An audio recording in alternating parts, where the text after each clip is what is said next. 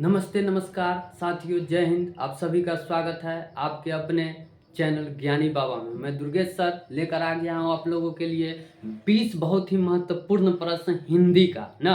हिंदी का तो आइए देखते हैं एक एक प्रश्न को बारी बारी से। उर्वशी किसकी कृति है? प्रश्न संख्या 1 क्या है? उर्वशी किसकी कृति है ना। उर्वशी किसकी कृति है? आपके सामने ऑप्शन है निराला ना, बी में है दिनकर, सी में है महादेवी वर्मा और डी में है सुमित्रानंद पंत ना।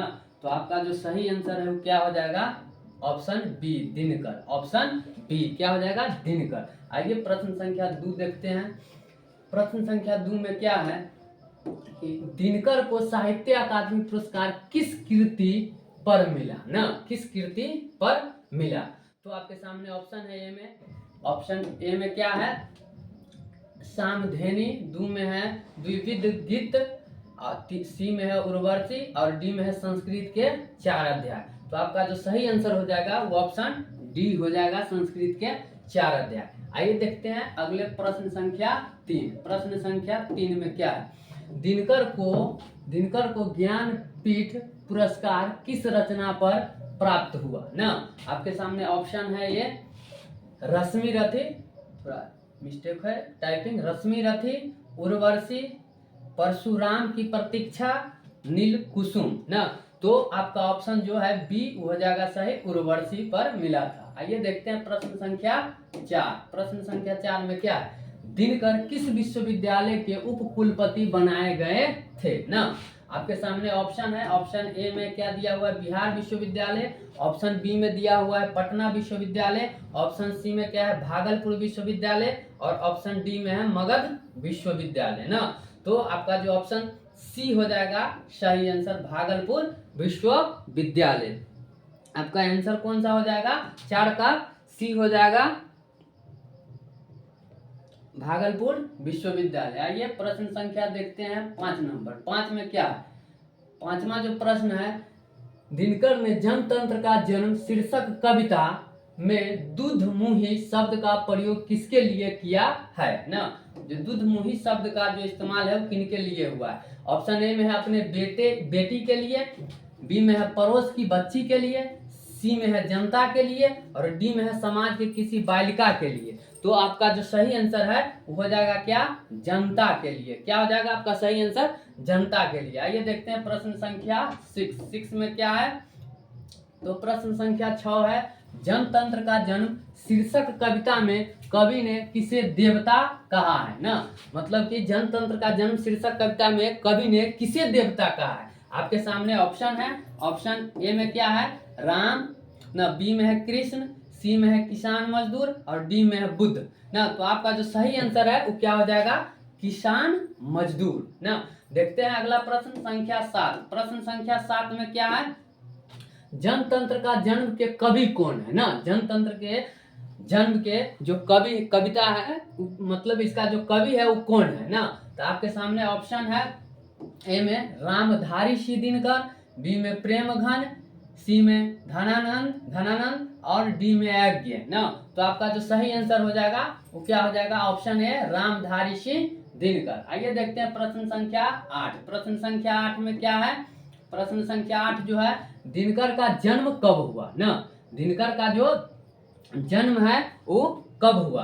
तो आपके सामने ऑप्शन है 21 अगस्त 1906, 23 सितंबर 1908 ना, 25 अक्टूबर 1910 और 10 नवंबर 1912। तो आपका जो सही आंसर है वो क्या हो जाएगा? सही आंसर 23 सितंबर 1908 आपका आंसर हो जाएगा। देखिए अगला प्रश्न संख्या 9। प्रश्न संख्या 9 में क्या है? तो प्रश्न संख्या 9 है, दिनकर का जन्म कहाँ हुआ ना। मतलब उनका जो जन्म है वो कहाँ हुआ? क्या ऑप्शन ए में दिया हुआ है? क्या अलगोरा जहानाबाद में हुआ, या बी में है सोनपुर वैशाली में हुआ, सी में है दानापुर पटना में हुआ, या सिमरिया बेगूसराय में हुआ।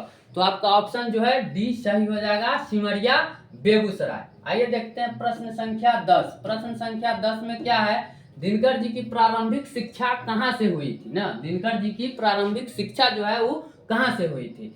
क्या ऑप्शन ए में दिया हुआ है? क्या घर से हुआ था, या पिताजी से, या गांव से, या जिला स्कूल से। तो आपका जो सही आंसर है वो क्या हो जाएगा, गांव से। ऑप्शन सी हो जाएगा आपका सही आंसर, गांव से। प्रश्न संख्या 11 देख लेते हैं क्या है।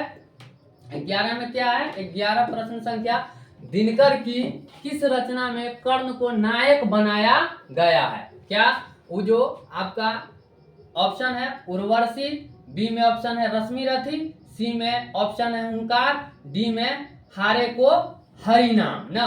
तो कौन सा ऑप्शन है आप बताइए जरा ना, आप ऑप्शन कौन सा है इसका बता सकते हैं, बताइए क्या होगा इसका जो सही आंसर है वो कौन सा हो जाएगा। सही आंसर क्या हो जाएगा, तो रश्मि रथी ऑप्शन जो है आपका बी सही आंसर हो जाएगा। आइए प्रश्न संख्या देख लेते हैं 12 में क्या है। 12 में क्या है प्रश्न, मिट्टी की ओर कैसी कृति है ना। मिट्टी की ओर जो है कृति वो कैसी है, क्या पद है या गद है या काव्य है या इनमें से सभी ना। तो आपका जो सही आंसर हो जाएगा वो क्या हो जाएगा, ऑप्शन बी गद ना। 12 का क्या हो जाएगा, बी। आइए देखते हैं 13 नंबर, दिनकर की प्रमुख काव्य कृति है ना। क्या उनका जो प्रमुख काव्य कृति है वो रेणुका है या रसवंती है या कुरुक्षेत्र है या इनमें से सभी है। तो आपका जो सही आंसर हो जाएगा वो हो जाएगा ऑप्शन डी, इनमें से सभी।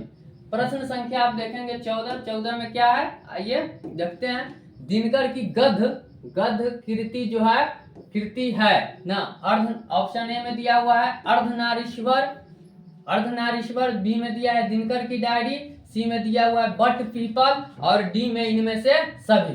तो आपका जो आंसर हो जाएगा वो ऑप्शन डी हो जाएगा, इनमें से सभी। आइए देखते हैं प्रश्न संख्या 15 में क्या दिया हुआ है, इन्हें किस लेखन के लिए साहित्य अकादमी पुरस्कार से सम्मानित किया गया ना। इन्हें मतलब कि दिनकर जी को किस लेखन के लिए जो साहित्य अकादमी पुरस्कार से सम्मानित किया गया ना। तो क्या वो आपके सामने ऑप्शन है संस्कृत के 4 अध्याय या अर्धनारीश्वर ना, सी में है दिनकर की डायरी और डी में है बट पीपल। तो आपका जो सही आंसर हो जाएगा उस संस्कृत के 4 अध्याय। देखते हैं प्रश्न संख्या 16 में क्या दिया हुआ है, दिनकर ने अपनी पढ़ाई कहाँ तक की। आपके सामने ऑप्शन है दिनकर ने अपनी पढ़ाई कहाँ तक की, दिनकर ने अपनी पढ़ाई कहाँ तक की। आपके सामने क्या है, ऑप्शन क्या है आपके सामने, intermediate, BA honours, MA honours और पीएचडी। तो आपका जो राइट आंसर है वो क्या हो जाएगा, ऑप्शन बी बीए ऑनर्स। प्रश्न संख्या आइए देखते हैं कितना में, 17 प्रश्न संख्या क्या है, तो 17 जो प्रश्न है, दिनकर किस कॉलेज के हिंदी विभाग अध्यक्ष के रूप में रहे ना। मतलब दिनकर जी जो है वो हिंदी के विभाग अध्यक्ष के रूप में रहे किस कॉलेज में। क्या आपके सामने ऑप्शन है commerce college Patna, Langat Singh college Bhagalpur, Patna college Patna, इनमें से कोई नहीं। तो आपका जो सही आंसर है वो ऑप्शन क्या हो जाएगा, ऑप्शन बी ना, लंगट सिंह कॉलेज भागलपुर। आइए प्रश्न संख्या देखते हैं 18 में क्या दिया हुआ है। 18 भारत सरकार द्वारा उन्हें सम्मानित किया गया ना। मतलब कि भारत सरकार के द्वारा उन्हें किस सम्मान से सम्मानित किया गया। क्या आपके सामने ऑप्शन है पद्म विभूषण से या भारत भूषण अग्रवाल पुरस्कार से, भारत रत्न से, ऋतुराज सम्मान से।